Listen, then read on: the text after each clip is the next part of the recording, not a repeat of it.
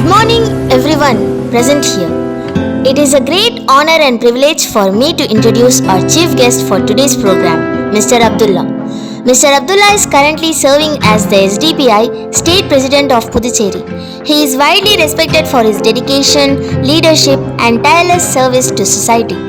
Through his commitment to social welfare, justice, and community development, he has earned the admiration of many.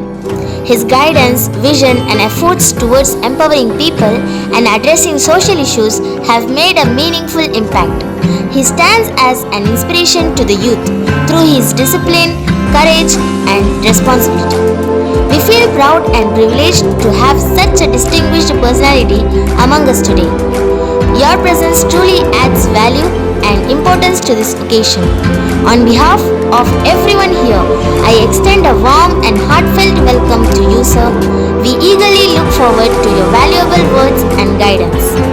சின்ன பட்டத்துக்குள்ள போயிடலாம். இல்ல சில பேர் சூழ்நிலை காரணமா ஒரு வேலை அப்படின்ற மாதிரியான பல பேரை சந்திக்கக்கூடிய இடத்துல போகலாம். இல்ல சில பேர் ஒரு பெரிய குடும்பத்துல போயிட்டு நீங்க அங்க ஐக்கியமாகலாம்.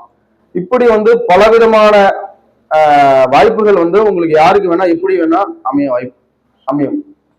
அப்போ இங்க நீங்க கற்கக்கூடிய இந்த மார்க்க கல்வியாகப்பட்டது, இந்த மார்க்கம் நீங்கள் இந்த வாங்கிட்டு போறது அது எப்பவுமே உங்களுக்குள்ள நெருப்பா தான் இருக்கும். நீங்க வெளியில போனாலும் இந்த நெருப்பு உங்களை சுற்றி உள்ளவர்களுக்கும் பரப்பப்பட வேண்டுமே தவிர அங்க உள்ளவர்களால் அந்த நெருப்பு அணையப்படக்கூடாது. ஆனா இன்னைக்கு அது அப்படியே தலைகீழ இருக்கு. ஏன்னா வெளியில போயிட்டீங்கன்னா ரொம்ப மோசமான உலகமா இருக்கு. இன்னைக்கு எல்லா தவறுகளும் போனுக்குள்ள போகுது. இன்னைக்கு குறிப்பா அப்படின்னு பாத்தீங்கன்னா இப்ப நம்மளாம் ஏன் தமிழ் பேசுறோம்? தமிழ்நாட்டுல இருக்கிறதுனாலயா இல்ல பாண்டிச்சேரியில் இருக்கிறதுனாலயா? அப்படி கிடையாது. அப்படி பாத்தீங்கன்னா வேலூர் ஆம்பூர்லாம் போனாக்கா அவங்களுக்குலாம் சரியா தமிழே வராது. அதுவும் தமிழ்நாட்டுக்குள்ள தானே இருக்கு. அப்படி இல்லை, அந்த மாகுல் நம்மை சுத்தி பெரும்பான்மையான மக்கள் யார் இருக்காங்களோ அது நமக்குள்ள தானா இயல்பாவே உள்வாங்கப்படும். அதுதான் ஒரு மனித இயல்பு. அதை யாரும் எளிதில் மாற்றிட முடியாது. அப்போ இப்படிப்பட்ட ஒரு சூழல்ல இங்க பெரும்பான்மையா யார் இருக்காங்க? நீங்க வெளியில போனீங்கன்னா நம்ம சுத்தி உள்ள பெரும்பான்மையான மக்கள் யார் இருக்காங்க? அவங்க கிட்ட இருக்க நல்லதை மட்டும் எடுத்துக்கணும். இப்போ இதுதானே ஒரு வீடியோ போடுறதுனா தப்பு இல்லை, நம்ம நோஸ் பீஸ் எடுக்கிறதுனா தப்பு இல்லை, ஒரு புர்கா இல்லாம போறதுனா தப்பு இல்லை அப்படின்ற சூழ்நிலை எல்லாமே நம்ம மனசு எளிமையா எடுத்துக்கும். இதுதான் சாதாரணமான எல்லாம் போறாங்க, இல்ல நம்ம பண்றது என்னன்ற மாதிரி ஒரு சாதாரணமான விஷயங்களை எடுத்துக்கும். அப்போ நீங்க இங்க இருந்து போகக்கூடியவர்கள் எப்படிப்பட்டவர்களா இருக்கணும்னு பாத்தீங்கன்னா, நீங்க தான் அந்த சமுதாயத்தை அடுத்த தலைமுறைக்கு மார்க்கத்தை கொண்டு செல்லக்கூடியவங்க. அதுதான் ஆரம்பத்திலே சொன்னேன், அல்லாஹ் உங்களை தேர்ந்தெடுத்திருக்கான். அப்ப அந்த வார்த்தைகளை நீங்கள் உள்வாங்கி கொண்டு நீங்க எங்க இருக்கீங்களோ அங்க இருக்கக்கூடிய உங்களை சுற்றி உள்ளவர்களுக்கு குறைஞ்சபட்ச அடிப்படை மார்க்கத்தை நீங்க எத்தி வைக்க வேண்டியது உங்களுடைய பொறுப்பு, உங்களுடைய கடமை. அந்த அந்த பணிகளை சிறப்பா செய்யணும். ஏன் அப்படின்னு பாத்தீங்கன்னா, இன்னைக்கு எப்படி ஃபிரௌன் நம்ரூத் காலத்துல நம்ம வாழ்ந்தோமோ கிட்டத்தட்ட அதே ஒரு காலகட்டத்தில் தான் நீங்க நம்ம வாழ்ந்துட்டு இருக்கோம். உங்களுக்கு எந்த அளவுக்கு வெளி உலகம் தெரியுதுன்னு தெரியல. அதே ஒரு காலகட்டத்தில் இஸ்லாத்தை அழிக்க வேண்டும் என்று எல்லா அதிகார வர்க்கத்திலும் உள்ளவர்கள் உலகம் முழுவதும் இந்த யூரோப்பிய நாடுகளாகட்டும், குறிப்பாக இந்தியாவாகட்டும், இந்திய தேசமாகட்டும், இன்று அதிகார வர்க்கத்துக்கு வந்துட்டாங்க. இஸ்லாத்தை அழிக்க வேண்டும் என்று சொல்லக்கூடியவர்கள் அதிகார வர்க்கத்துக்கு வந்துட்டாங்க. அப்ப அப்படிப்பட்ட ஒரு பகுதிகளில் அப்படிப்பட்ட ஒரு நாட்டுல நம்ம வாழக்கூடிய நாம எப்படி இருக்கணும்? அப்போ இன்னைக்கு மார்க்க கல்வி உங்களுக்கு கிடைச்சிருக்குல்ல, இது உங்களோட பிள்ளைகளுக்கு உங்களோட அடுத்த தலைமுறை கிடைக்குமான்றது மிகப்பெரிய கேள்விக்குறி. இன்னைக்கு நம்ம வந்துட்டோம், ஏதோ நம்ம எளிமையா மார்க்க கல்வி கிடைச்சிருச்சு அப்படின்னு நினைக்காதீங்க. இன்னைக்கு உத்தரப்பிரதேசத்துக்கு போனா நம்ம மார்க்க கல்வியை கொடுக்க முடியுமானா இல்ல. இன்னைக்கு அங்க RSS பிஜேபி அவன் ஒரு வச்சிருக்கான், அவன் ஒரு சப்ஜெக்டை ரெடி பண்ணி வச்சிருக்கான், இதுதான் மார்க்க கல்வி கொடுன்றான். இப்ப நாம படிக்கிற மாதிரியான மார்க்க கல்வியை அங்க படிக்க முடியாது. அப்போ நம்ம வாழக்கூடிய சமகாலத்திலேயே மார்க்கத்துல மார்க்க கல்வியை பெறக்கூடிய ஒரு சூழல் இல்லை. ரொம்ப எளிமை. இங்க இருந்து நம்மளோட நாட்டுல ஒரு பகுதிக்கு போனா மார்க்க கல்வி கிடைக்கல, ஒரு பகுதியில கிடைக்குது. அப்போ இப்படிப்பட்ட ஒரு சூழல்ல நமக்கு கிடைக்கக்கூடிய மார்க்க கல்வியை நம்ம எப்படி தக்க வச்சுக்கணும்? நம்மளுடைய இங்க இருந்து முடிச்சு போனதுக்கு அப்புறம் இந்த கல்வியை எப்படி பயன்படுத்தணும் அப்படின்றதுலாம் நம்ம இது இருக்கு. குறிப்பா சொல்ல போனோம்னு பாத்தீங்கன்னா 2011க்கு அப்புறம் நான் வந்து தேசிய கொடியை வந்து நெஞ்சில குத்துறது இல்லை. எப்பவுமே வந்து அது ஏன்னா அது தேசிய கொடி மேல வந்து எனக்கு எந்த வருத்தமும் இல்லை. தேசிய கொடி வந்து பெருசா மதிக்கிறதுனாலதான் அதை வந்து நெஞ்சில குத்த வந்து நமக்கு ஒரு வருத்தமா இருக்கு. ஏன்னா இதே நாட்டை வசிக்கக்கூடிய எல்லா மக்களுக்கும் சமமான உரிமை இல்லை. நமக்கான உரிமை சமமா இல்லை. இப்ப ஆளுக்கு தகுந்த மாதிரி பேருக்கு தகுந்த மாதிரியான உரிமைகள் கிடைக்கப்படும் போது அப்போ அதை போலியா நம்ம வந்து ஒரு நெஞ்சில குத்திக்கிட்டு நானும் வந்து தேசபக்தின்றதை காட்டுறதுல வந்து நமக்கு வந்து ஒரு விருப்பம் இல்லை. ஆனா இங்க வந்ததுக்கு அப்புறம் இங்க நீங்க வந்து இந்த மதரசாக்கள்ல வந்து நீங்க இங்க பண்ற விஷயங்களை பார்க்கும்போது நமக்கே வந்து ஓரளவுக்கு தேசியப்பற்று ஊட்டுற மாதிரி தான் இருக்கு. ஆனா இதை வந்து எல்லாருக்குமான உரிமையும் பெற்று தரக்கூடிய அளவுக்கான நம்ம வெளியில நம்ம வந்து பெரிய போராட்டங்கள் அப்படின்ற மாதிரி வாழ்க்கைகள் அப்படின்ற மாதிரியான போனாலும், ஆனா இங்க உள்ள போராளிகளுடைய சிறைவாசிகளுடைய எல்லாருடைய வெற்றியும் எங்க இருக்குன்னு பாத்தீங்கன்னா பெண்கள் கிட்ட தான் இருக்கு. வீட்டுல இருக்க பெண்கள் கிட்ட தான் இருக்கு.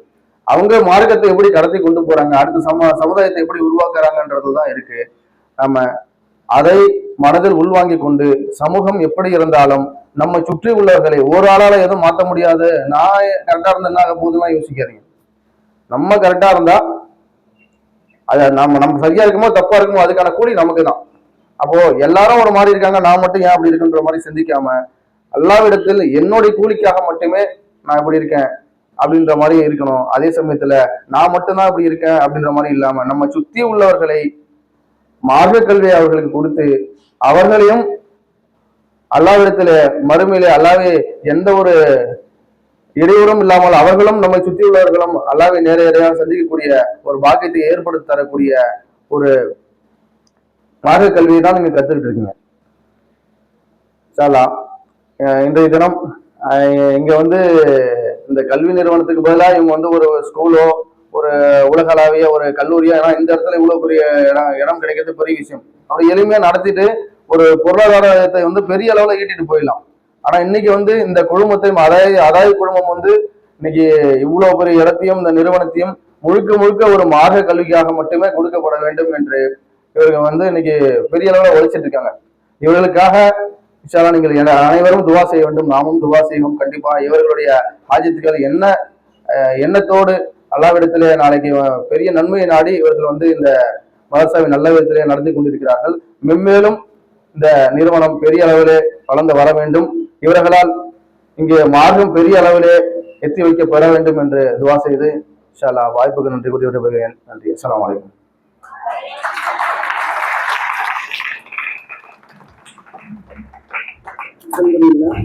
அடுத்தபடியாக நம் கல்லூரியின் தலைவர் அவர்கள் சுல்லாசன் அவர்களுக்கு முன்னாடி போட்டு இணைய பரிசோதனை கவனிப்பார்.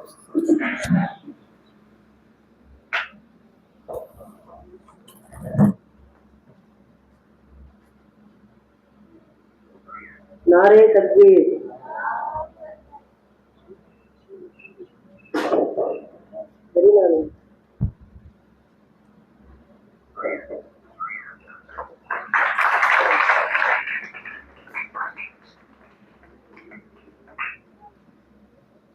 नारे तकबीर,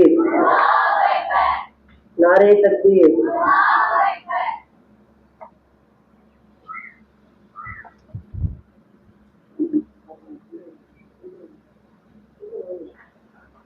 नारे तकबीर,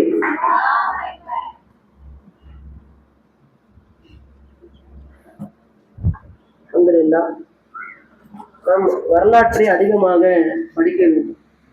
ஏன்னா ஒரு பெண் என்பவள் நினைத்தால் என்ன ஆகுன்றதை அறிய வேண்டும். ஏன் சொல்றேன்னு சொன்னா, செகண்ட் வேர்ல்டு வாருக்கு அப்புறம் ரஷ்யா நாடு என்பது மிகப்பெரிய பின்னடைவை சந்தித்தது.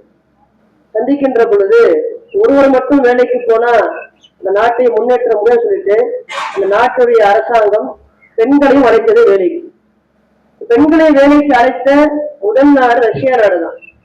அழைக்கின்ற பொழுது ஆணும் பெண்ணும் சேர்ந்து உழைத்து ரஷ்யாவுடைய பொருளாதாரம் ரொம்ப அதிகமாயிடுச்சு. ஆனா சிந்திக்க வேண்டும், வேலைக்கு போவதற்கு முன்னால் இருந்த பெண்களுடைய அந்த ஒழுக்கம் என்பது, ஒழுக்க நெறிகள் என்பது வேலைக்கு சென்றதற்கு பிறகு அது ஒவ்வொன்றாக விட ஆரம்பித்து விட்டது. கடைசியாக பொருளாதாரத்தினுடைய உச்சரிப்பு ரஷ்யா கடைசியாக இந்த ஸ்டேட்மெண்ட் சொன்னாங்க, பெண்களே வெளியே வந்தது போதும், திரும்பி வீட்டுக்கு போங்கன்னு சொல்லி அந்த புத்தகத்தை முடிப்பாங்க. ஏன் சொல்றேன்னு சொன்னா, நம்ம எங்க போறது முக்கியம் கிடையாது, எப்படி போறது தான் முக்கியம். நான் சொல்லிக்கின்ற பொழுது ஒழுக்கத்தோடு நிறைய இஸ்லாம் கூறி சரியத்தோடு சொல்லுகின்ற பொழுது நம் வாழ்க்கை கண்டிப்பா வெற்றி ஏற்படும். ஆனால் நம் வேலைக்கு வந்ததுக்கு பிறகு நாம் இஸ்லாத்தை விலகுகின்ற பொழுது, வெளியேறுகின்ற பொழுது கண்டிப்பாக நம் பொருளாதார இஸ்லாமை தவிர வாழ்க்கை முன்னேற்றமே இருக்காது. இதுக்கு ரஷ்யா இதுக்கு உதாரணம் இருக்கின்றது. அதே போல இஸ்லாமிய மார்க்கு தீ போல, இந்த தீயை அணைக்க முடியாது. நான் உமர் முக்தார் வரலாறு படிச்சிருப்போம். உமர் முக்தார் நயா டசர் என்று படிச்சிருப்போம். நம்ம மிகப்பெரிய போராளி, அப்படிப்பட்ட முசோலினி எதிர்த்த போராளி ஹிட்லருக்கு ஈக்குவலா வாழ்ந்த முசோலினி, ஹிட்லர்ல வாழ்ந்தவர். அந்த முசோலினியோட வரலாறு படிச்சிருப்போம்னா, அந்த முசோலினியை ஒரே ஒற்றை மனிதராக எதிர்த்து குரல் கொடுத்தவர் உமர் முக்தார் என்ற மிகப்பெரிய சிங்கம். அந்த சிங்கம் மக்தபுடைய ஆசிரியர். யோசிச்சு பாருங்க, பள்ளி நடத்துற மக்தப் ஆசிரியர் அவர் போகின்ற விதையின் காரணமாக மிகப்பெரிய சாதனை இருக்கின்ற முசோல் எதிர்த்தாங்கன்னு சொன்னா நாம் யோசித்து பார்க்க வேண்டும். இஸ்லாம் என்பது அது ஒரு தீ, அது கண் வந்துவிட்டால் கண்டிப்பாக அது மாற்றத்தை ஏற்படுத்தும். அப்படிப்பட்ட உலகத்தை பதிவிக்க வேண்டும். இன்ஷா அல்லாஹ் பதிவிப்போமா? இன்ஷா அல்லாஹ். அல்ஹம்துலில்லாஹ், ஒரு சிறிய அழைப்பினை ஏற்று சிறப்பான முறையில் நமக்கு மத்தியில தகவலை பரிமாறிக்கொண்டு கொடுத்த ஜஸாக்குமுல்லாஹ் கைரன் ஜஸா. அஸ்ஸலாமு அலைக்கும் வரஹ்மத்துல்லாஹி வபரகாத்துஹு. ஒரு கூடுதல் தகவல் என்னன்னு சொன்னா, இந்த மதரசாவில் நடக்கிற அனைத்து ப்ரோக்ராம்களுமே மாணவிகளே பிளான் பண்ணி மாணவிகளே பண்றதா எல்லா ப்ரோக்ராமுமே. அது உஸ்லாமாக வெயிட் பண்றதுலாம் கிடையாது. முழுக்க முழுக்க மாணவிகள் ஆர்வத்தோடு இறங்கி அவர்களே வீடியோ பார்த்து அவங்களே அதை எடிட் பண்ணி பண்றதுதான் சாதனை என்பது. இது சாதாரண விஷயம் கிடையாது. இது தெரியுது, ஸ்கூலுக்கு போனா தெரியும், உங்களுக்கு காலேஜ் போனா தெரியும். ஒவ்வொரு ஸ்கூல் டீச்சரும் எவ்வளவு கஷ்டப்படுறாங்க தெரியுமா? ஒரு ப்ரோக்ராம் வைக்கிறதுக்கு ரொம்ப கஷ்டம். ஆனா உண்மையா நீங்க என்ன பண்ணுங்க, இன்ஷா அல்லாஹ். மிகப்பெரிய ஆச்சரியமான விஷயம், வெள்ளிக்கிழமை சொன்ன ப்ரோக்ராம் பையன் பிள்ளைங்க சூப்பரா பண்ணி முடிச்சிட்டாங்க. அதே போல ஒரு பானசோத்துக்கு ஒரு சோறு பதம் மாதிரி பையன்கள் மட்டும் கிடையாது, 9th பிள்ளைங்க கூட சொன்ன செஞ்சிருவாங்க இன்ஷா அல்லாஹ். அப்படி உருவாகக்கூடிய பெண்கள் தான் அத்தாயை கழிப்பது பெண்கள். முடித்து போகக்கூடிய அனைத்து பெண்களுமே இஸ்லாத்துல குறிப்பாக இருந்து சமூக மாற்றத்தை ஏற்படுத்த வேண்டும். நம்முடைய தீயை உலகம் முழுக்க பரவ வேண்டும் இன்ஷா அல்லாஹ். அஸ்ஸலாமு அலைக்கும் வரஹ்மத்துல்லாஹி தஆலா வபரகாத்துஹு.